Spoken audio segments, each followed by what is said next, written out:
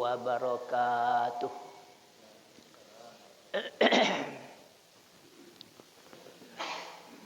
Alhamdulillahilladzi ahyana ba'dama amatana wa ilaihin nusyur. Asyhadu an la ilaha illallah wahdahu la syarikalah. Wa asyhadu anna Muhammadan abduhu wa rasuluh sallallahu alaihi wasallam la nabiyya ba'dah.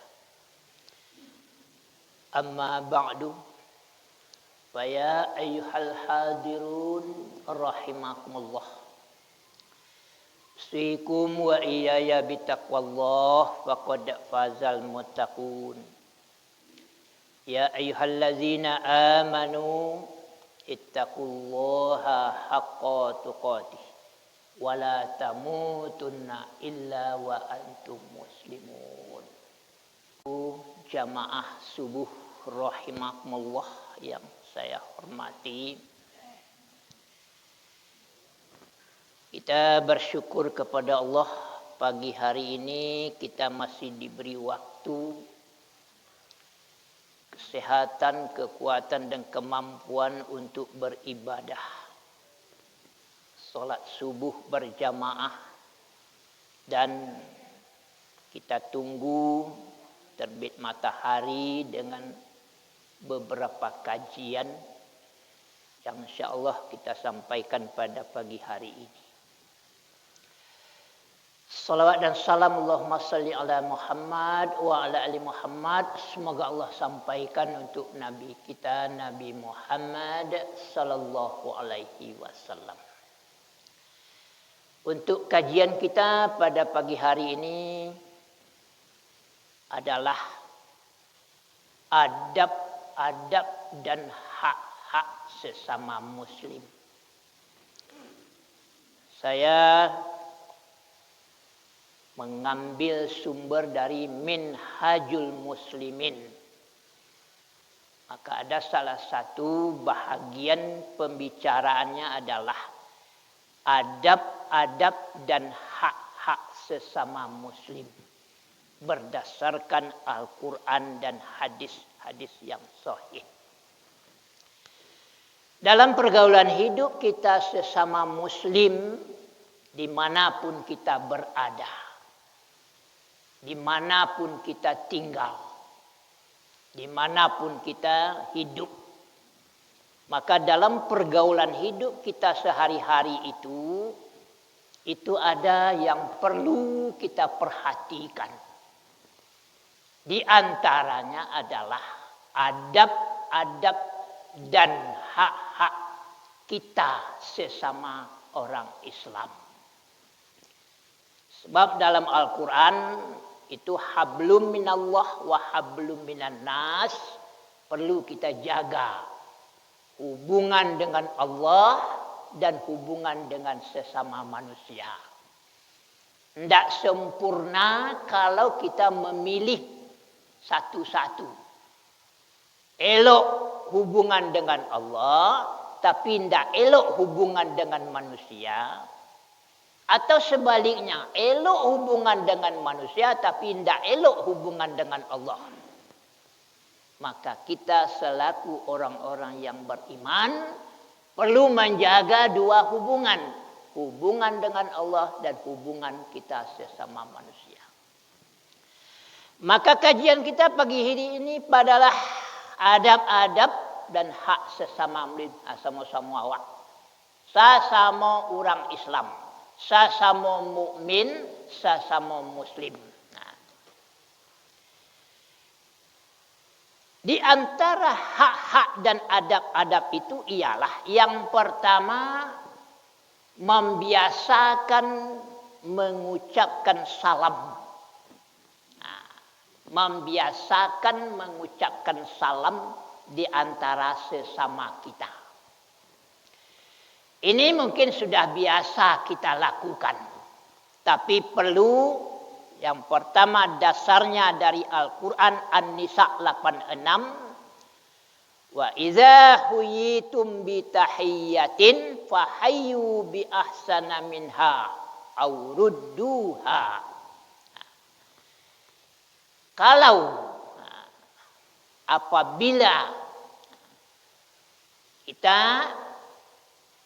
ucapkan salam atau menerima salam dari yang lain, atau kita diberi salam, orang mengucapkan assalamualaikum kepada kita, maka jawabannya usahakan lebih baik dari jawaban dari apa yang dia ucapkan. Dia mengucapkan assalamualaikum, jawaban kita Waalaikumsalam warahmatullahi wabarakatuh. Sekurang-kurangnya jawaban kita itu adalah assalamualaikum.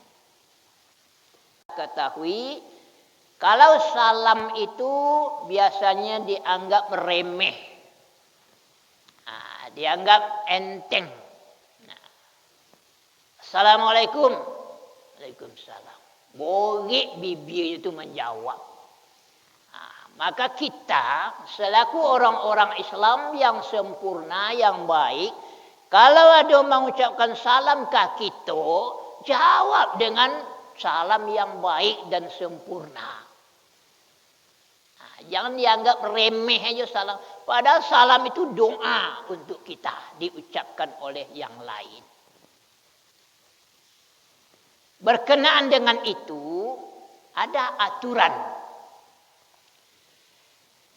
Kata Nabi, yusallimur rakibu alal masyi'i. Dalam mengucapkan salam itu, orang yang berkendaraan berjalan kaki. Umpamanya awak berselisih je kawan. Awak berkendaraan, kawan berjalan. Siapa yang dahulu mengucapkan salam? Orang yang berkendaraan mengucapkan salam lebih dahulu kepada orang yang berjalan kaki. Itu etikanya. Yang kedua, orang yang berjalan kaki lebih dahulu mengucapkan salam kepada orang yang duduk. Ada kawan duduk tepi jalan, awak lewat, awak lalu. Kalau bicara, assalamualaikum. Waalaikumsalam. Kemudian, orang yang sedikit mengucapkan salam kepada orang yang banyak. Jadi kalau ada kita, jumlah kita sedikit. Dan datang kepada orang yang banyak. Maka yang sedikit inilah mengucapkan salam lebih dahulu kepada orang yang banyak jumlahnya. Yang kedua, mengucapkan salam itu wa taqra'us salama ala man arafta wa man lam ta'rif. Mengucapkan salam itu baik kepada orang yang kita kenal ataupun kepada orang yang tidak kita kenal. Di etika itu kalau kita basuo, baik yang dikenal maupun yang tidak dikenal, maka kita mengucapkan salam. Tak kena kawan awak aja. Ada jamaah, awak tak tentu, dia tak tentu lu awak. Tapi bersobok awak. Maka kita lebih dahulu mengucapkan salam. Itu yang pertama. Itu kalau kita biasakanlah. Kita berjumpa je kawan, bersuo je kawan, biasakanlah. Dengan mengucapkan assalamualaikum dan jawablah dengan yang lebih baik daripada itu. Supaya tidak panjang benar penjelasannya, itu sudah biasa kita lakukan. Yang kedua, watasmit. Bila ia bersin, bila kawan awak bersin atau awak yang bersin, ketika itu yang bersin itu sunnah mengucapkan alhamdulillah. Jadi tidak astagfirullah baca dah kalau bersin. Ada je nanti dengar dia mau baca astagfirullah kalau bersin. Petunjuk Nabi, iza atasa ahadukum falyakul. Kalau kamu bersin di antara kamu, falyakul, sampaikan, baca alhamdulillah. Sedangkan saudaramu mendengar, awak dokek-dokek dua kawan bosin dokek awak nyobaco alhamdulillah. Jangan mesti pokak aja awak. Kita harus memberikan balasan. Yarhamukallah. Semoga Allah memberikan rahmat kepada engkau. Faiza qala lahu yarhamukallah falyakul lahu yahdikumullah wa yuslih balakum. Baitu bana awak semua awak pun saling mendoakan. Alhamdulillah. Kemudian yarhamukallah. Lasa-lasa itu maka orang yang bersin tadi menjawab bulu balik yahdikumullah. Semoga Allah memberikan petunjuk kepadamu. Wa aslih balakum, semoga baik keadaanmu sesudah bosin itu. Itu makanya lahir istilah bosin itu mengeluarkan penyakit dari dalam diri kita. Jadi kalau ada yang bosin dekik-dekik awak ya. Tapi kini ko kan dek pakai masker gitu. Corona, jadi menjauhlah diri orang bosin-bosin ni kan begitu. Jaga jarak. 5 tahun kita kawan awak bona bang menjaga jarak. Kemailak awak dari nyonya kawan awak bona itu tidak kemungkin itu dah. Di akhir doanya yahdikumullah wa yuslih balakum. Semoga Allah memberikan petunjuk kepadamu dan memberikan kebaikan dalam keadaan kamu sendiri. Kemudian yang ketiga, hak sesama awak tu menjenguk bila saudara kita itu sakit dan memohonkan kesembuhan pada Allah untuk dia. Hadisnya adalah hakul muslimi alal muslimi khamsun. Kau dijalekan di hadis, hak sesama muslim tu ada 5. Yang pertama, membalas ucapan salam. Yang kedua, menjenguk. Iyadatul marid. Iyadatul marid itu menyilau nan sakit. Menyilau nan sakit. InsyaAllah ini jenazah. Kini ko gak banyak orang mati dia. Dalam negara kita sering kematian. Hampir tiap malam kita bertakziah. Pik sengonyang ngompek lokok godang cik na batu cik itu potang ni malam takziahnya. Habis ko di mana takziah wallahu alam. Besok di mana takziah wallahu alam. Kini kita siap-siap jalan untuk bertakziah atau ditakziahi. Kini kita harus siap pai takziah atau ditakziahi. Bab kini mati itu terlalu buat je. Hendak nanti coronanya mati je. Itu. Kini kita harus memperkuat 2 im. Yang pertama, kita perkokoh iman kita. Akidah kita. Tentang persoalan hidup di akhirat itu. Jangan kita takuti. Tapi kita persiapkan diri. Mati itu jangan kita takuti, tapi persiapkan diri. Iman kita perkokoh. Yang kedua, imun. Imun itu fisik. Kita jaga fisik dengan makanan-makanan yang bergizi, yang bermanfaat. Minuman-minuman yang segar, jahe misalnya, jeruk, jus dan lain sebagainya. Itu perlu untuk imun tubuh. Itu kecil orang kini. Alai ijabatud dakwah, mengabulkan undangan. Kalau undang beroleh nikah, itu wajib kita hadiri kecuali ada halangan syar'i.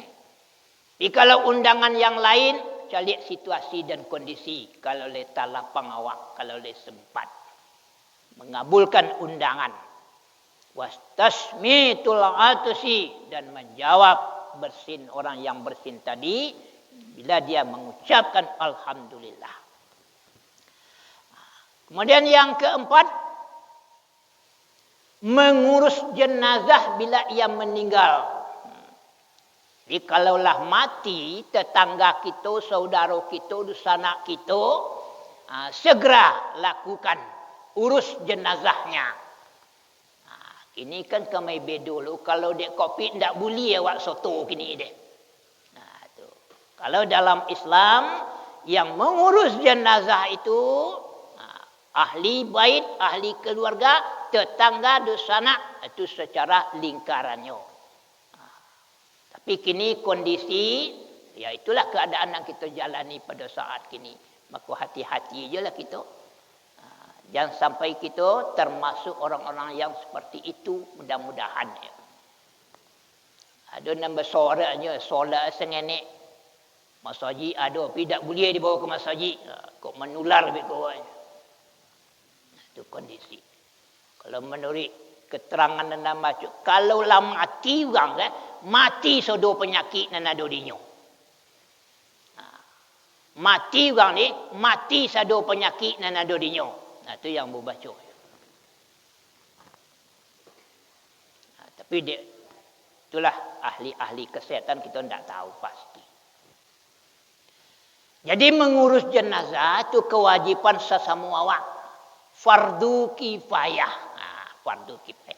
Sianan soto dapat pahala yang besar. Sianan tak soto tentu tidak mendapat. Soto aja solat jenazah 1 kirat.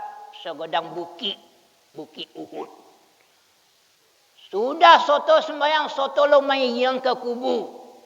Dapat 2 kali segodang bukit. Kalau soto kita sadonya, memandiannya, mensolatkannya, mengopaninya, menguburannya, itu akan lebih besar pahalanya. Kalau ibu-ibu tidak dianjurkan mengantarkan jenazah ke kubur. Boleh mencari kubur. Tidak dianjurkan. Kenapa? Ya, itulah sunnah Rasulullah. Tapi kadang-kadang ibu-ibu kan juga tongkiem lah Ustaz. Tapi tidak nak di rumah ke dan di dangu kan. Mendudunya ke kubur itu tu. Tak boleh. Kenapa dilarang oleh Rasulullah? Menimbulkan kemungkinan fitnah. Cerita banyak sesudah itu. Tapi kalau le sabar, le tapaliaro lidah, insya-Allah tak apa-apa ada. Yang keenam, melaksanakan, menasehati. Kalau ada orang minta nasihat kawan. Ada kita dalam pergaulan hidup sehari-hari. Ada kawan yang tersompi okey. Mau duit masalah, dah mungkin dalam keluarga, mungkin dalam pribadinya, mungkin dalam tetangganya, mungkin dalam berbagai persoalan. Banyak ini. Ambo minta pendapat katu. Ambo minta pendapat kaumku, minta pendapat ambo katuan atau ke mamak dan lain-lain sebagainya. Kalau itu terjadi di antara kita, maka berilah ia nasihat. Fal yansah lahu, agilahnya nasihat. Mungkin dan tua magi nasihat yang muda. Mungkin adalah panjang pengalaman magi nasihat yang alun berpengalaman. Malum dah kita hidup ko madui persoalan yang berbeda-beda. Setiap pribadi, setiap keluarga, setiap masyarakat mempunyai problem yang tidak sama. Lain-lain adu-adu aja nangkan kita aduai masalah dalam hidup kita. Maka sering kita minta pendapat kepada orang yang lebih ilmunya, lebih tuanya, lebih pengalamannya. Maka kalau itu terjadi, maka kewajiban kita itu adalah memberi nasihat atau petunjuk yang benar. Jangan salah lo dikecian. Kalau lanang salah lo dikecian, itulah sama-sama salah nombor. Ad-dinun nasihah. Agama itu adalah nasihat dan nasihat menasehati di antara kita. Jangan dibiarkan saja dalam keadaan salah atau keliru. Ini sering terjadi. Kalaulah pakaru-pakaru, kadang-kadang terjadi seperti yang saya katakan. Yang yo dikecek ni indak, yang indak dikecek ni yo. Kalau itu terjadi, ya tanggung je lah risikonya. Saya nambah buat salah, dosanya pasti dipikulnya. Saya nambah sumpah palsu, dia akan menanggung resikonya. Saya yang berkata dusta, dia akan menanggung resikonya. Dia bapak, ibu-ibu, kita harus hati-hati dulu dalam persoalan itu. Berikutnya, hak sesama awakku adalah la yu'minu ahadukum hatta yuhibba li akhihi kama yuhibbu li nafsi. Saling mencintai sesama awak. Kita sama-sama kasma soji, kita sama-sama solat, sama-sama ruku', sama-sama mukmin, sama-sama muslim, maka kita saling mencintai. Jangan sampai ada di antara kita ni sakit hati. Sampai bermusuhan dan seorang sinyak dan seorang sinyak. Kecuali angin dok di mana sembahyang ni. Kalau sinyaknya sembahyang awak sinyak sir. Kalau hati itu dah bersinggung-singgung, macam itu keadaan ibu-ibu. Kecuali itu baru masuk situnya duduk, sinyak awak duduk. Balik itu, hati aku berkata, hati berdotak. Sakit hati itu. Tak boleh. Kita sesama mukmin, sesama muslim, ya saling cinta mencintai. Tak sempurna iman seseorang sehingga ia mencintai saudaranya seperti mencintai dirinya sendiri. Abah kira-kira. Tak sempurna. Ada yang menterjemahkan tidak beriman seseorang sebelum ia mencintai dirinya seperti mencintai saudaranya. Itu kasar benar dia. Tapi yang idealnya belum sempurna, tidak sempurna iman seseorang sebelum ia mencintai saudaranya sebagaimana ia mencintai dirinya sendiri. Aku tak lakukan dek kita ada bapak ibu-ibu. Kalau hawa nafsu yo nak di kemungkuan, ego nak di kemungkuan, pendapat awak surang nak di kemungkuan, yo banyak tumbuh persoalan dalam masyarakat kita. Hadis yang kedua tentang ini, masalul mu'minin fi tawaddihim. Umpama orang-orang beriman dalam saling mencintai itu, wa tarahumihim dalam berkasih sayang, wa ta'atu bihim dalam melaksanakan kama salil jasadi, seperti sebatang tubuh. Sama je sebatang tubuh. Izastaka, sakit kaki, sakit badan sadonya sehingga tidak bisa ke masjid. Sakit kepala, sakit sadonya. Sakit badan, sakit sadonya. Sehingga laksana kal jasadi. Seperti jasad yang satu. Orang-orang beriman itu seperti itu. Saudara-saudara kita sakit, kita ikut merasakan sakitnya. Yang kedua yang ketiga hadisnya al-mu'minu lil mu'mini kal bunyan. Orang mukmin sama mukmin lain itu seperti bangunan. Seperti bangunan. Saling terkait. Masjid kita seperti bangunan. Ada pondasi, ada tiang, ada pogan, ada balok, ada dinding. Ada atok. Satu kesatuan. Kalau itu terjadi, Orang mukmin itu merupakan satu kesatuan, timbul kekuatan di antara orang-orang beriman itu. Tetapi dalam masyarakat kita, apalagi dalam negara kita, itu yang tidak terlaksana. Maka kita sebagai orang mukmin yang banyak, tapi mempunyai kondisi yang lemah karena berpecah belah. Berpecah belah. Yang terakhir untuk kini, menolong saudara kita yang hidupnya membutuhkan pertolongan. Dalam hidup kita sehari-hari, kita kan tak sama kayu saudara. Bermacam-macam tingkat sosial kita, ekonomi kita, kondisi kita tidak sama, tidak rata. Makanya yang mempunyai kelebihan hendaklah ia memberikan bantuan kepada orang yang kurang. Orang yang kuat membantu yang lemah. Orang yang kaya membantu yang kurang kaya. Orang yang sehat membantu yang sakit. Orang yang cerdas membantu yang kurang cerdas. Begitu seterusnya. Kewajiban kita, hak kita sesama orang-orang Muslim.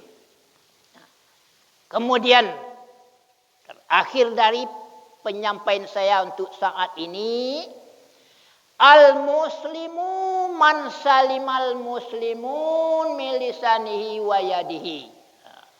Nasabana-bana orang Islam, nasabana-bana orang beriman adalah orang yang selamat orang lain dari lisan dan tangannya. Orang mukmin, orang muslim yang sabana-bananya sesama manusia ialah orang yang bisa menyelamatkan orang lain dari tangannya dan lidahnya. Makanya sering terjadi sesama kita dek persoalan yang pertama lidah tak terpelihara. Itu sumber masalah dalam masyarakat kita, saling benci membenci itu terjadi karena lidah tak terkontrol. Itu penyakit di masyarakat awak. Kalau lidah tak terkontrol, itu banyak tumbuh persoalan-persoalan di dalam kehidupan kita bermasyarakat. Maka ada dua yang perlu kita jaga benar. Yang pertama lidah, yang kedua tangan. Tangan jangan sampai mengaku sesuatu yang haram. Jangan sampai tangan kita mengaku sesuatu kok dapat yang subhat pun kita tangan tak sampai soto. Yang kedua kita jaga lidah. Lidah memang tidak bertulang. Tapi tajamnya lebih tajam daripada pisau yang diasah. Luka dek lidah. Luka dek pisau bisa diubek. Tapi luka dek lidah membau sansai. Lama terkona dalam tersomeh kalau luka dek lidah ko. Maka kita nambah kata-kata dan sering mengecek-ngecek pelihara lidah. Kalau masuk kini lidah jo tangan ko setoli ye. Setoli. Membuat di WA yang macam-macam. Membuat di Facebook yang macam-macam. Lidah menyobuin, tangan ngojuan. Makanya kecek Nabi, pelihara lidah jo tangan dalam hubungan kita sesama manusia. Banyak nan timbul masalah kerana lidah jo tangan laku ndak terpelihara. Nyo seorang dalam biliknya nye. Nyo seorang di rumahnya nye. Tapi lidahnya bakato, tangannya bakarajo, membuat di Facebook, membuat di WA, membuat di Instagram dan lain-lain sebagainya. Sehingga heboh orang sadurinya. Maka itulah perlu kita menjaga tangan jo lidah kita demi untuk keselamatan kita dalam hidup bersama-sama sesama masyarakat awam. Kajian masalah ini cukup panjang dan banyak.